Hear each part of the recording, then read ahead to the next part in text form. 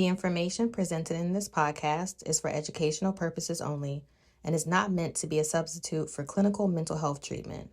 If you or someone you know is experiencing a mental health crisis, please dial 988 or head to your nearest emergency room. Welcome to the Black People Die by Suicide 2 podcast, where we discuss all things mental health with the emphasis on suicide in the Black community. I'm your co-host, T-Kea. And I'm your co-host, Jordan. So before we get into every episode and we dive into the topic, we have a check-in, and we call it a wellness check, so we can actually practice a little bit of mindfulness to see like how we're doing and kind of like what's going on. So Jordan, how you doing, girl? You know what? I'm feeling a little heavy today, just because of so many different mass shootings. It's just a lot on my mind right now. Just heavy sadness just from violence, But other than that, I'm doing okay.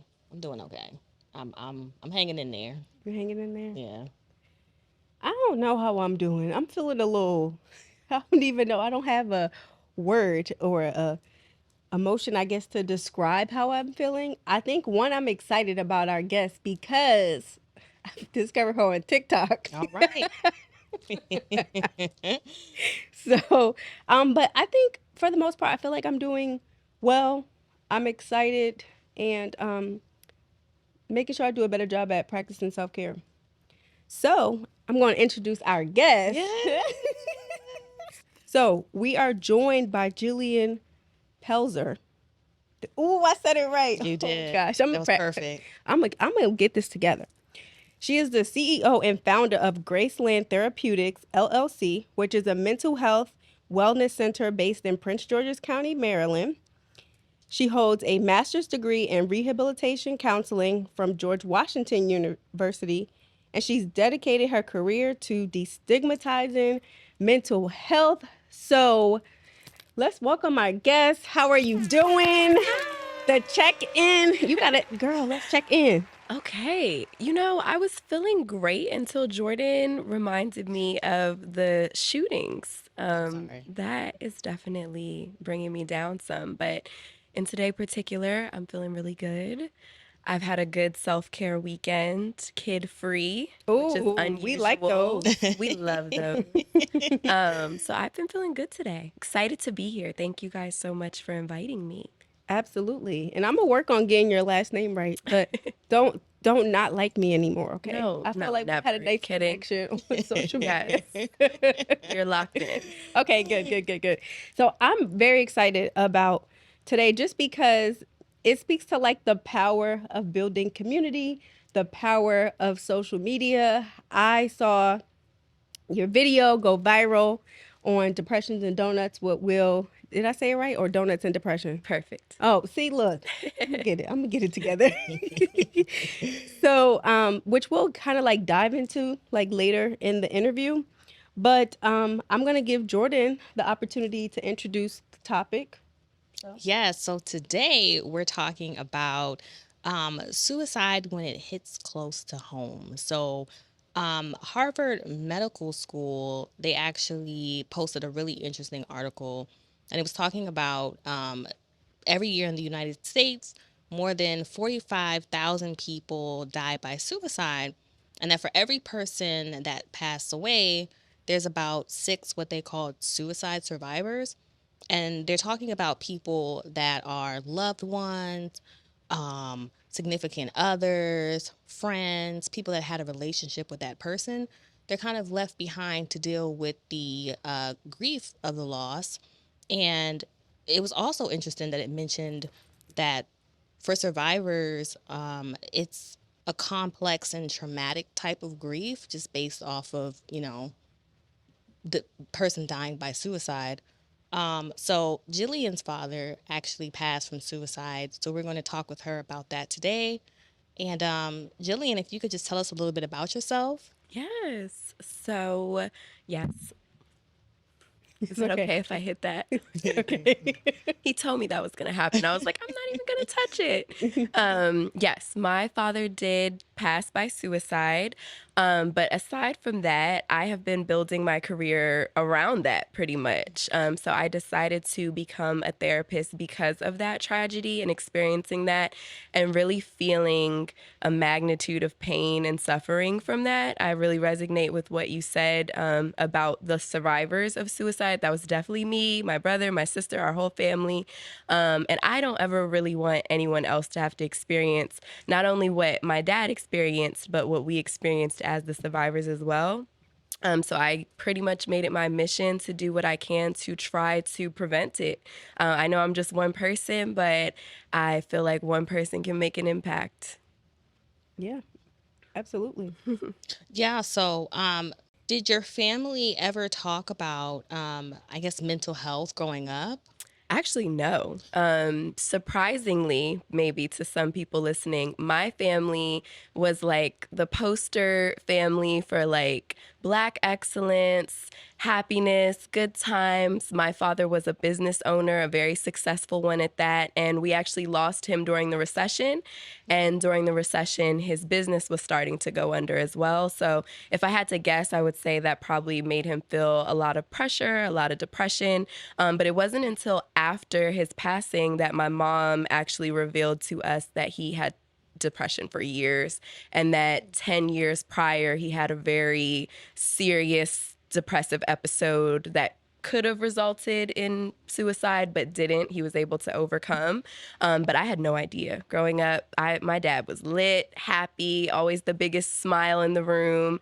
So I think it's very true what people say about people who are suffering with depression and other things. A lot of times you really don't even notice because they're so into other people and they're so big personalities, you know? Mm-hmm. Yeah, because even we talked about this too when we talked to Brittany, like how it's so easy to wear a mask, to just kind of act like everything is okay. Yeah. And I know I don't want to make an assumption. Was your dad a Black man? Yes. Okay. So I know like a lot of times with Black men also like the pressure in terms of just simply being a Black man in America. Right. And then you add, of course, like having a family and having to Right. provide and all of that stuff. So like, can you just maybe just share a little bit more like about your dad? I know you said he had a business, but like, what did he like to do for fun? Like, just Oh, yeah, sure. He loved to cook. That was one of his things. He loved to grill. I always tell people that he would grill no matter the season. And literally, it could be raining or snowing. And he had one of those big, like, umbrella things that he would put over himself in the grill. And it's like, we're grilling. So he loved boating. He loved to fish. He had a boat.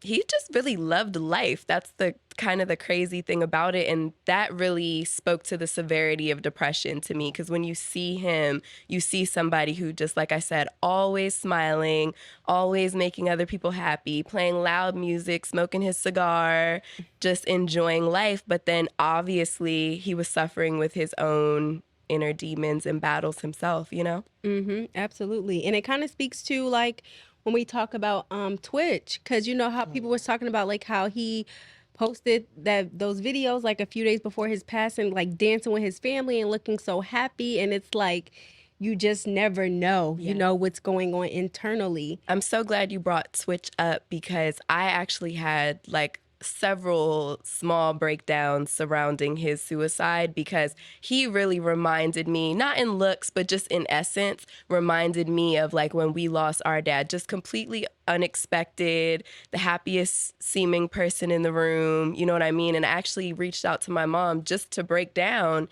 because it seemed like not enough people were talking about Twitch to me. And I don't know if that was like a trigger response, but it seemed like it was a moment and then it kind of passed. Mm-hmm. And I feel like that happens with Black people and people who suffer from mental illness in general because A, people don't want to talk about it. 2, people don't necessarily always believe in it. And 3, a lot of people want to dismiss it or undermine it as being not that big of a deal or something that's supposed to be kept private. So I think even when somebody dies or somebody big like Twitch dies, it's just kind of like, oh, that's sad. You know, we'll have its moment and then we're going to move on from it. Right. Yeah. And that's one of the reasons why, many reasons why me and Jordan have this, we started this podcast because like the conversations surrounding suicide need to be normalized. We have to discuss it just as much as we want to talk about grandma had to get her foot off because she had diabetes, the sugar, So it's like when we're so comfortable talking about those things, and it's just like suicide is a part of, people struggle, with their mental health. And so it's just like we have to kind of talk about it. And kind of going into with your dad, one, how old were you, and like what was kind of like going through your mind like at that time? That's a great question. I was 15 years old. I had my first very serious boyfriend, and I was all wrapped up into him. And now, in hindsight, I can look back and remember warning signs that I now know as a clinician were warning signs. And I'm going to tell y'all a story. It's okay. But I'm going to tell y'all a story. I remember I skipped school with my boyfriend one time, and we were downtown Silver Spring just hanging out, and my dad called me random, middle of the day. We're supposed to be at school, right? So I just know, like, oh my God, he's somewhere around here. He sees me or something. You just feel caught, So I didn't answer. And I later checked the message that he left me, and he was like, I just want you to know that no matter what happens, I love you so much. Like, nothing is ever your fault. You're the best daughter. Like, one of those kind of like end of life kind of messages. And I was like, whoa, okay, he's just calling to say he loves me, But in hindsight, that's a sign of somebody being very depressed or possibly contemplating suicide. Now, he didn't end up dying by suicide, and that at that time, it was a couple months after, but it was kind of like the progression to that, And there were other moments like that. But to answer your original question, I was just a regular teenager in my sophomore year of high school, living my best life with my friends.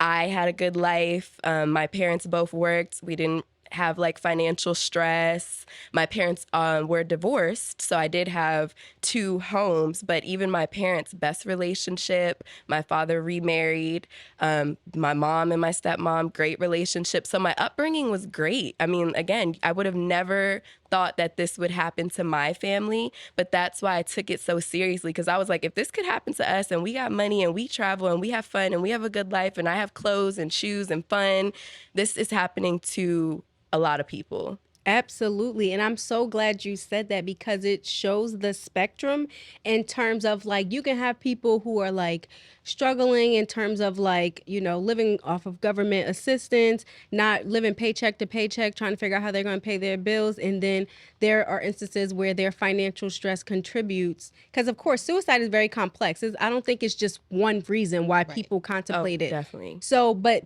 there are people who have that as a burden or a stress. And then that adds to them attempting or struggling with suicidal ideation. But then you speak on the other spectrum in terms of like you guys, when you think of, I'm trying to think of a good, like maybe like Family Matters type is kind of what I'm getting. Yeah. And then people can still struggle. And so a lot of times people think like, oh, money solves all the problems, but that's not necessarily the case. And it just shows like, again, the spectrum in terms of you can have it all or you can not have enough and still struggle, like with your mental health. Mm-hmm. I think actually quite the opposite. Money created problems in my situation. I think my dad felt a lot of pressure to maintain status, to maintain appearances. And that comes with a lot of stress. I think as a Black man, in America where you're, marginalized, where people count you out, I think he really wanted to show that, no, we can do this. I'm going to do this. I'm going to live my best life. But when that kind of falls by the wayside a little bit due to a recession or due to whatever, that can add a lot of pressure on somebody. Absolutely. Yeah, as I was reading the Harvard article, it was talking about how families that have had someone pass away from suicide, a lot of times people don't know how to best support them, or maybe the conversation feels awkward for them. Mm-hmm. Did your family feel supported after your father passed away? That's a good question. Again, I was so young. Being that I was 15, I think that what I remember is the emphasis on me being supported, not to sound, but I think because I was the kid, Right. I remember getting a lot of support, more so than I wanted at school. Right. My mom was just tremendous, gave me a lot of support, put me in therapy, the whole 9 yards. But I don't know what kind of support the adults in my life received. But that's a good question. I'll have to ask my mom about that because now I'm curious. Yeah, how was therapy for you at such a young age? Did you find it helpful? I was dismissive of it. I started with therapy in school. I had to see my school guidance counselor every week for the first couple months. And I was like, I'm good. If I need to talk to somebody, I'll go talk to my mom. I didn't want to feel like I needed it, if that makes sense. I wanted to feel like, yes, we went through this, but please, like, stop talking about it, And I'm very much like that. Like, people probably think the opposite of me, but I'm very like, pay attention to everyone else. Like, I'm here, but like, it's okay, So I didn't like going back to school and being the girl whose dad died from suicide. I hated it. And I was just like, can somebody else's parent so have something going on so I can stop being the topic of discussion? Yeah, and you kind of talked about this a little bit, but was that like the reason that you decided to become a clinician, or were there other things that kind of pushed you in that direction? No, honestly, that was the reason that I took my first psychology class. I was a senior in high school. I'll never forget. I took AP Psych and I loved it. My teacher was a little nutty, but I loved the content and the material.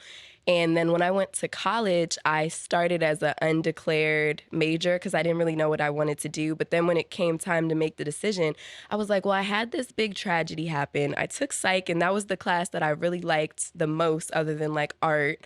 So I started taking psych classes and chose that as a major, and everything just started falling into place from there, honestly.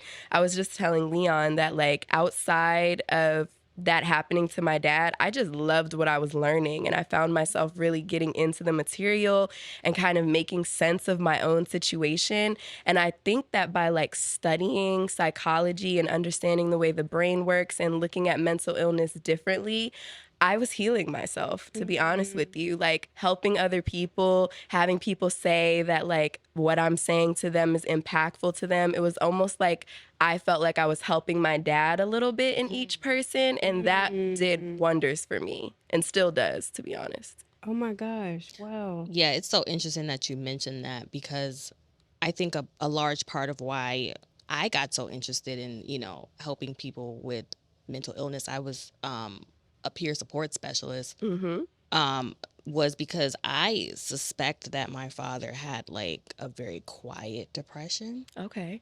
So my dad also passed away young. I was 18 years old. He was 47. And he passed away from cancer, but he just always was laughing and joking, but always had like this sadness about him a little. And it's so great to hear you say that that's one of the reasons that, you wanted to help other people find healing, because you think about your dad, because I do the same. Yes. No, it is. It's really powerful for me because my dad was a businessman, like I told you guys. So I feel like he is in heaven, like, yes, get your coins off my struggle, okay? Like, whatever it takes. So I'm really proud of how I've been able to make this such of like a transformative journey for myself. And instead of looking at it like, oh, I lost my dad to suicide, I'm more like, I'm helping other people prevent them from having to go through that.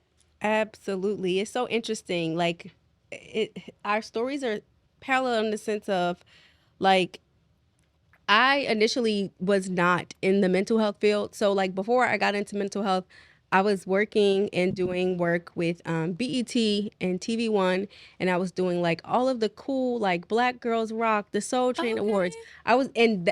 Don't get me wrong, I love it. There are moments where I'm often working on ways to try to merge media and communications, telling stories in terms of mental health.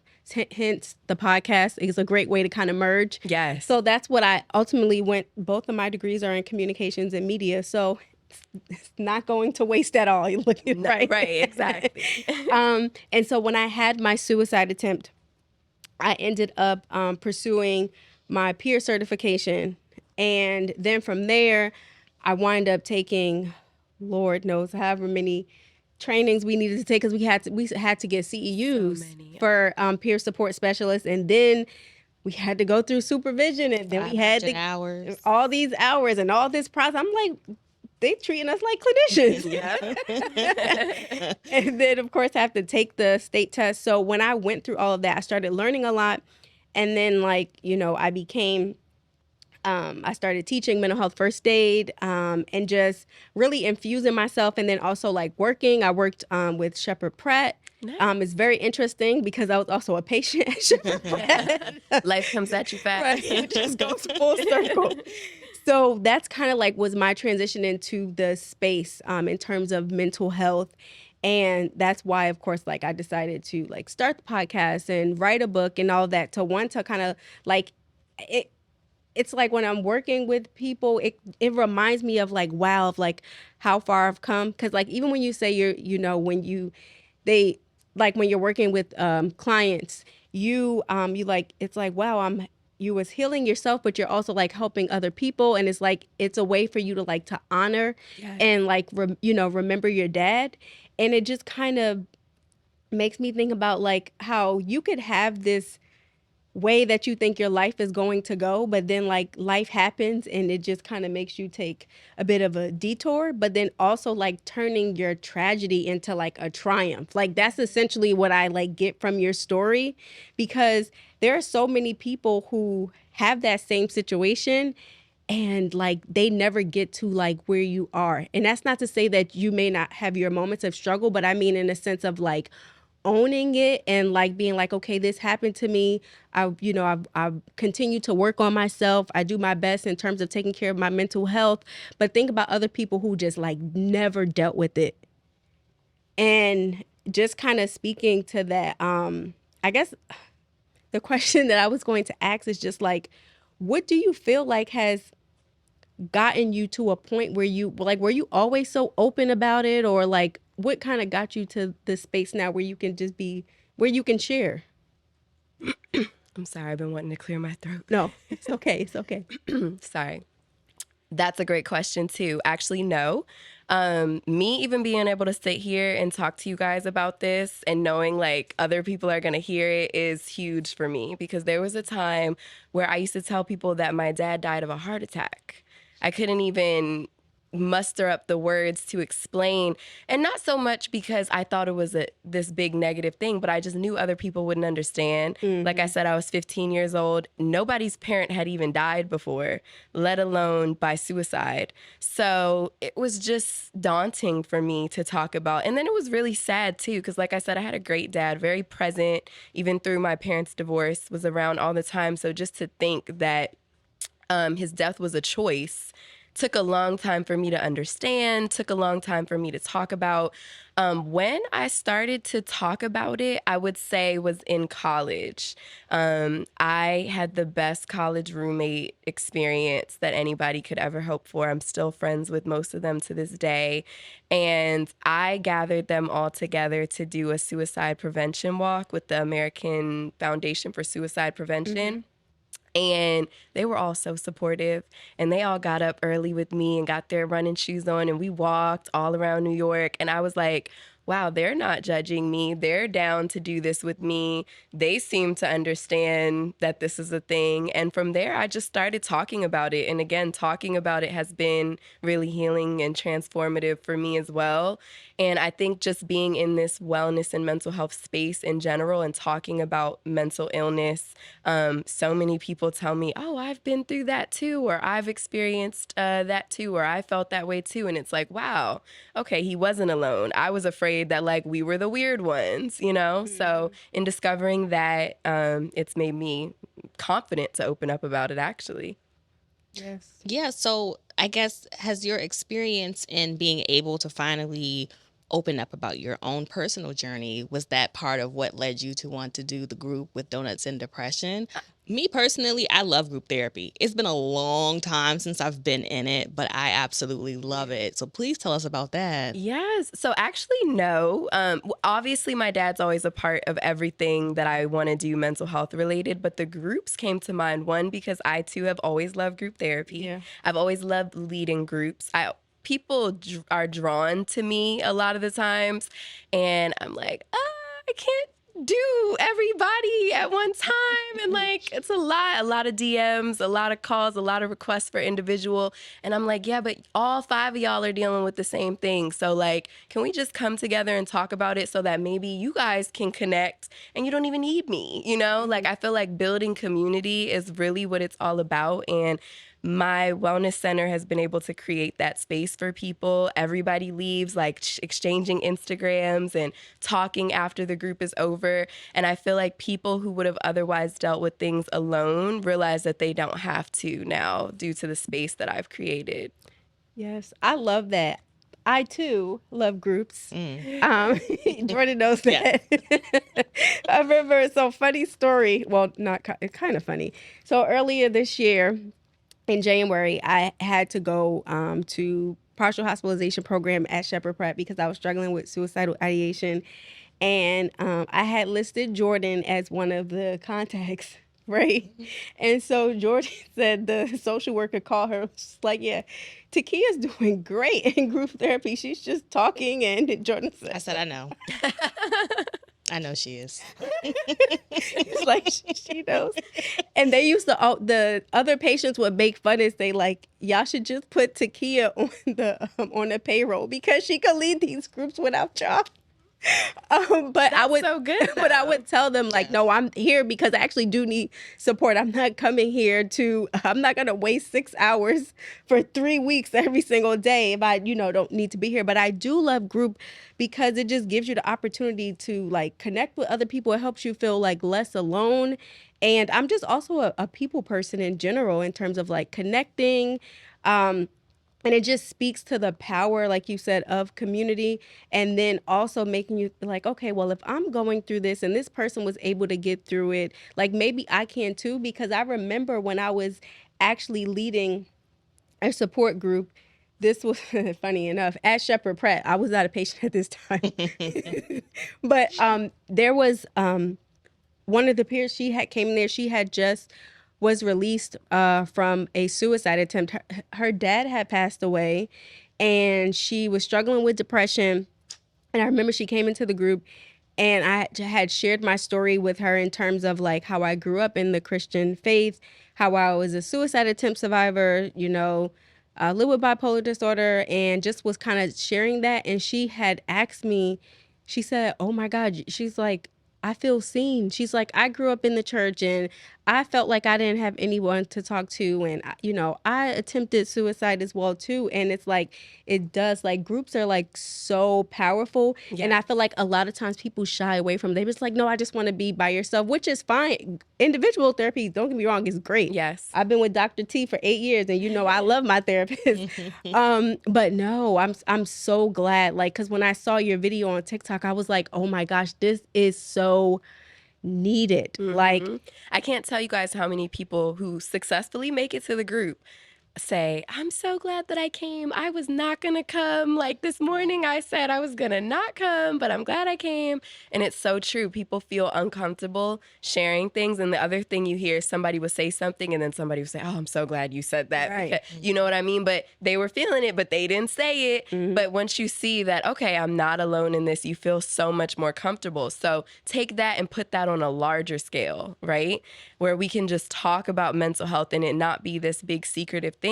I feel like so many more people can be healed by that. And I'm really glad that your organization is in Prince George's County. Hey, Black People Die by Suicide 2 podcast. Me and Jordan are here. We have some very exciting news for you all. We are having our very first event called Black and Suicidal, the rise of suicide in the Black community. So if you are in the Prince George's County, Maryland area, DC, we're having a panel discussion that will include myself as well as Jordan. We are also partnering with a resting place counseling where the lead therapist and CEO is Courtney Anderson. And we are also partnering with one of our former guest on the podcast, Graceland Therapeutics, and the amazing Jillian Pelzer. So we cannot wait for you all to be a part of this event. And so I'm going to let Jordan share more details about that.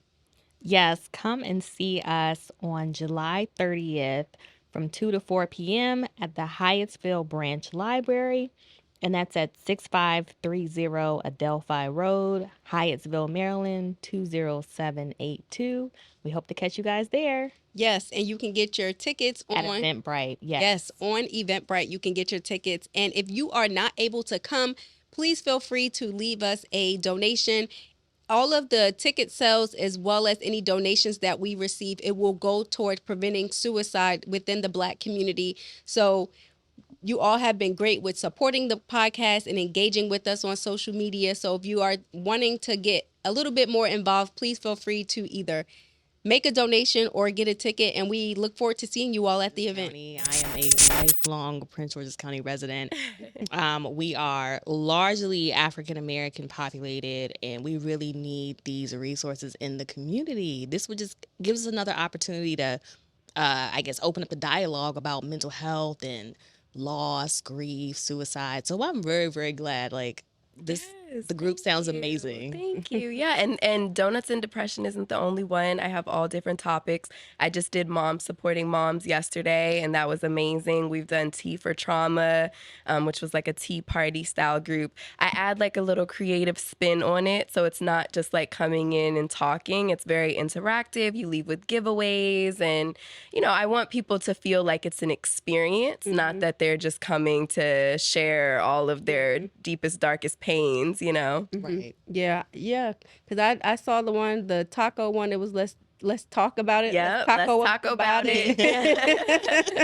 Tacos are my favorite food. That's the other thing. I'm like, I'm gonna make this work for me. We're gonna eat tacos and we're gonna talk about mental health. Yes, and then I do know that eventually you will be. I know you're going through the process in terms of becoming on like a panel in terms of network. So you will be eventually accepting, I know, insurance, but you're also still working with individuals one-on-one is now, right? Yep. I work for another organization, another private practice in McLean, Virginia. I'm licensed in Virginia. And I also see people individually at my Prince George's County office as well. So, both options are options, and I'm happy to work with people on an individual basis, but I really want to place the emphasis on the groups just because I really do feel that they are so helpful, and people can heal a lot from them. Yes, like the power of knowing that other people are going through the same thing you're going through. Yes. 'Cause I know for my depression, I always felt like, oh my gosh, why is this happening to me? This only happens to me. And I felt so connected with group therapy. I mean, T-Kea and I, we actually met at a hospital. So But that's there you go. Look at where you guys are now. And then now you guys have each other to support each other. Right. You know what I mean? And you build that from being in spaces like that. Yeah. Right. Exactly. Yeah. It's so funny when we were talking. I was thinking like, yeah, it was like, I don't know, maybe 2017, I think. 2018. Yeah. And like she was on her way out the door. I was just getting in there. And something just was like, you need to get her phone number. And I got it. And now Here we are. That's so nice. my boo thing right here. That's good.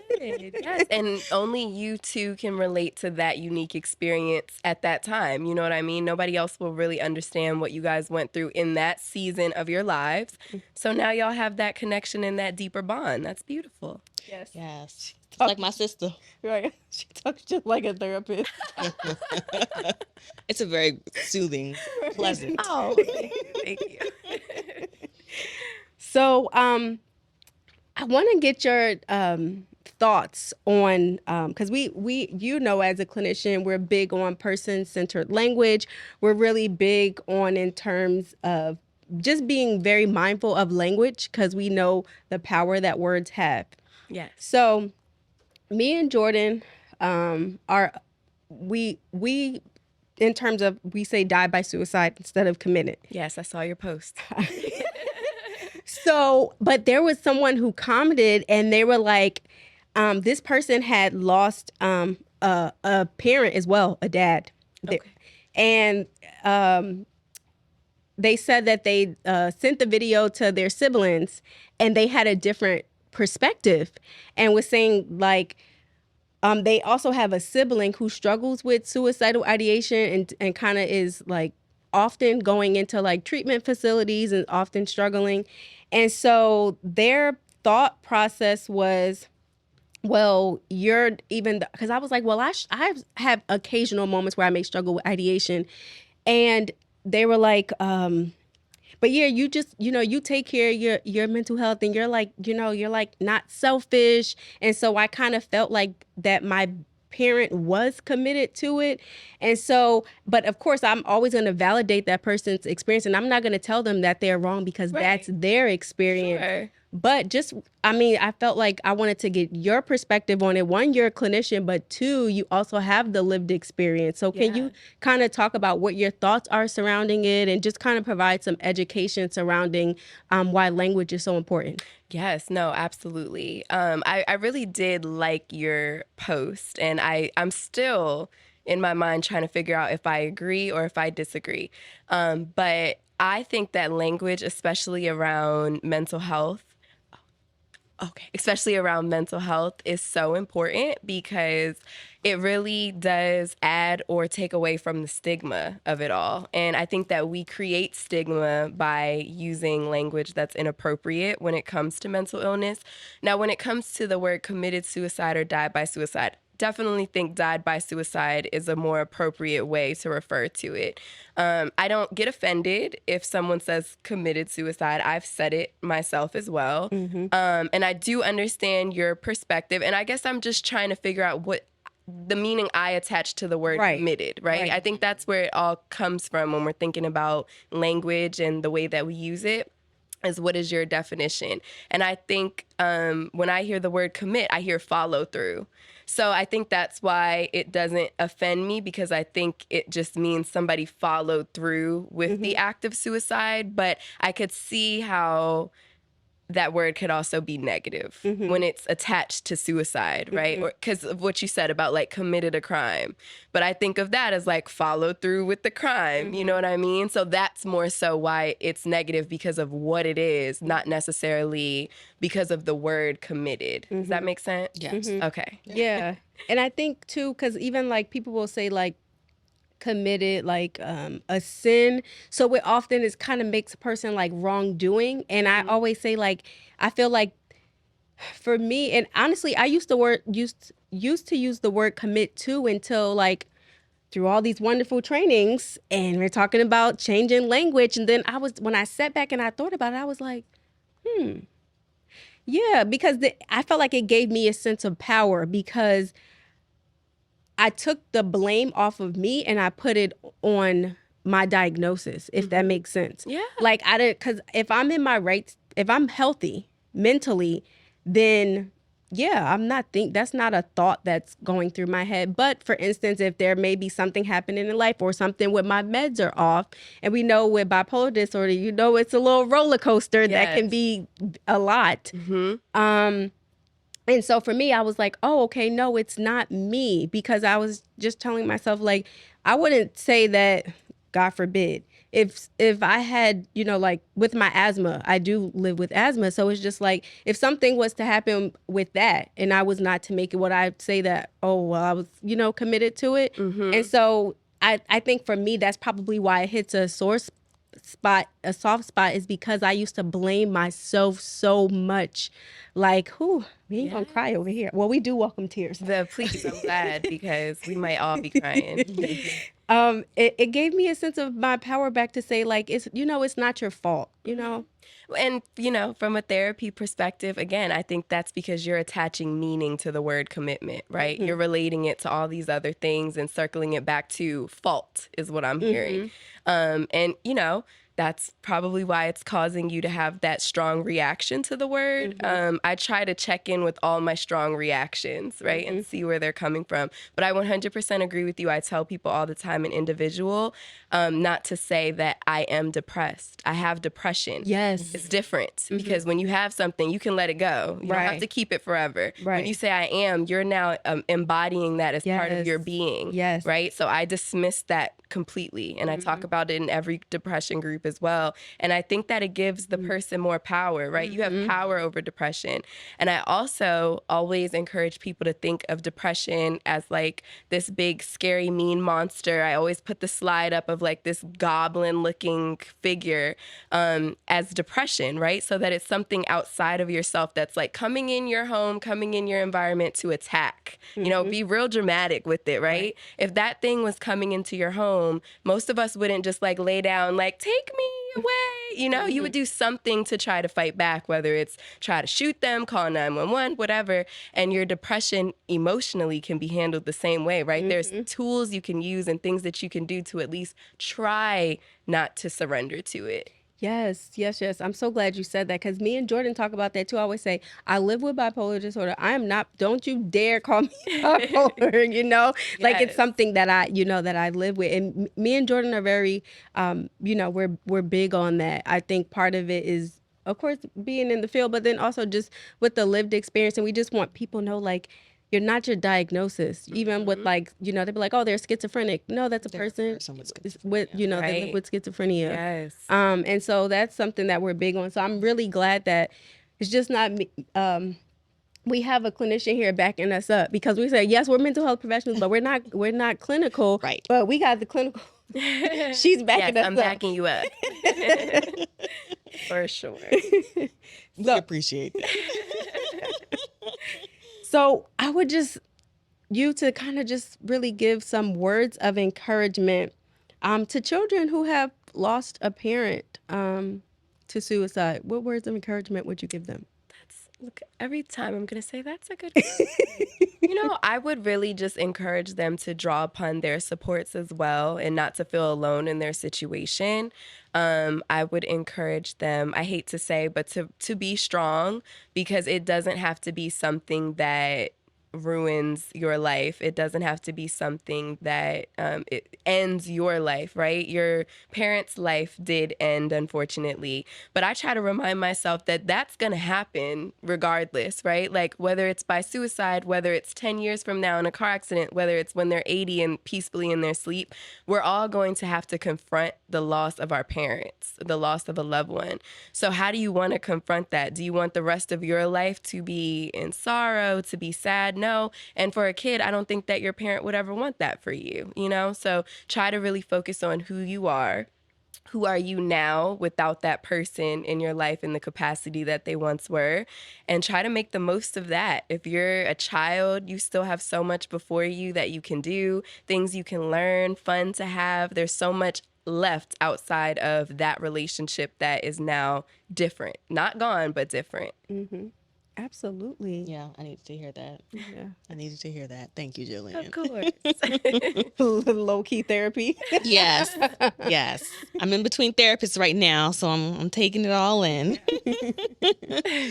So, Jillian, we just want to thank you for coming on. Thank you for speaking. It was very insightful. Always great to get the experience and the thoughts of a clinician. Yes. So thank you so much for coming. Thank you for having me. This is awesome. And I'm really proud of what you guys are doing. Seriously, sincerely, whether y'all include this or not. This is amazing. And I think people genuinely do need to hear this information and see people who look like them and know that, they're going through it as well, because so many people deal with suicidal ideation alone.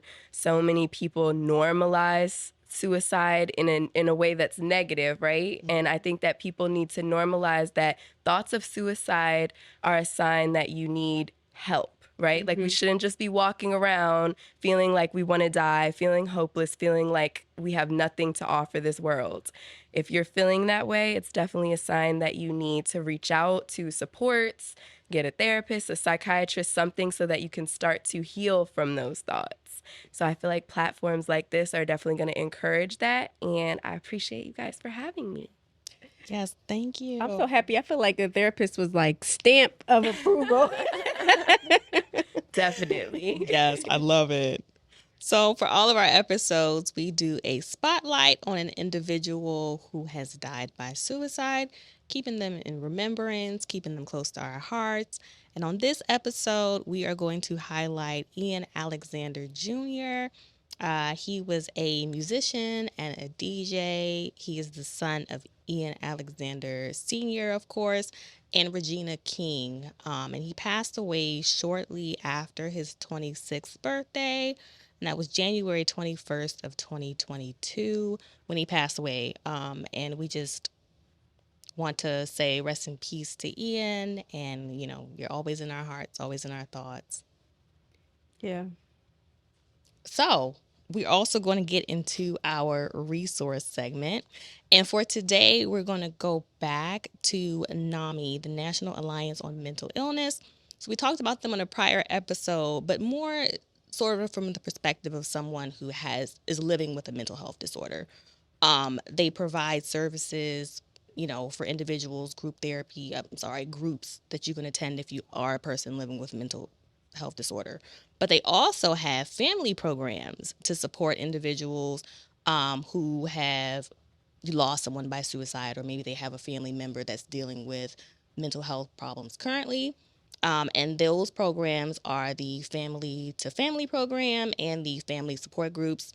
So the Family program is a free 8-week course that you can take, and it's led by people who are family members of individuals with a mental health disorder. So you're getting it from like a peer's perspective, and they kind of teach you valuable skills like how to handle a crisis, how to make sure you're caring for yourself and checking in with yourself. And it's just a great program if you want to check it out. It's free. And then the ongoing support groups, they usually occur like weekly, bi-weekly, monthly, depending on what your local area has to offer. And you can go to those meetings. I've actually attended one of the family meetings, and it was very interesting to get the perspective of family members who are, Like caring. yes, providing care for someone, a loved one who is dealing with a mental health issue. And so those resources are out there. If you want to check it out, NAMI probably has a local chapter in your area. So you can check them out at nami.org. Yes. And then when you go to the website, you'll put where you are geographically, Right. and it'll show you the chapters that are, or the closest chapters that are near you. Yep. And you can click on, they'll have like the support group tab, and you can click there. I think it says get support, and it'll show you anything available in your area. Yeah, I'm a firm advocate for NAMI. I am a member of NAMI. So I've been a person who has taken their support groups. I went to some of their workshops. I'm also a trained in our own voice NAMI speaker. So yeah, I got actually the PG County one was the one where I got my start. So I love NAMI. They're a great organization. So we close out every show with a moment of inspiration. And I think for this one, since we kind of spoke to language, I saw this quote and I was like, Jordan, do you think it's a good quote? Jordan said, okay, so we gonna go with it. And the quote is, suicide isn't losing a battle to live. It's losing the epic fight against a mind that begs you to die. Mm. And I was like, when I read that, because I want to encourage people to just kind of do like a check-in, to just ask ourselves whether everyone in terms of language means different things to different people. You know, how we kind of talked a little bit about committed versus died by, but whatever word you decide to use, just to encourage people, or I guess my call to action is to make sure that any words that we're using, whether surrounding suicide or mental health, make sure that it's not contributing to the stigma. We talked about in terms of not saying like even self-stigma, so like making sure we're not saying I am bipolar or I am schizophrenic, or, just really checking in people checking in with people, just really ask ourselves and people in our community, like, are we doing things and saying things that's contributing to the stigma of mental health and suicide? And so with that one, it's just like, for me, of course, I kind of explained it before, just choosing that quote was because I just want people to know that if they're struggling with suicidal ideation or if they've had an attempt, like, it's like not your fault, you know? And that's big for me because I always felt like, what's wrong with you? Like, why can't you get these thoughts out your head? Like, I've been struggling with suicidal thoughts since I was 11 in middle school, and I'm in my 30s. Yeah. So, you know, then of course I had the attempt, and now it's not anything compared to what it was before. But there are just little bouts or like moments where it may get a little bit more challenging. But now I have a lot more resources, you know, in therapy consistently. But I just think that's like the biggest thing. Just make sure that we're mindful of like what we say, because it could be someone sitting next to you who has, like, for instance, a diagnosis of, you know, schizophrenia, and then you go and not even realizing and say like, oh yeah, that's schizophrenic, you know? And so that's like the biggest thing for me. It's just making sure that we're becoming educated and just know that language matters. Yes. So that wraps up another episode of Black People Die by Suicide 2 podcast with our wonderful guests that we had today. Yes. So, yeah, that's it. We'll catch y'all on the next episode. See ya. Bye. This episode was sponsored by the Mental Health Empowerment Agency, where its mission is to dismantle the mental health stigma and raise awareness of suicide prevention through curated events, individual and group peer support, digital and social media, and educational trainings.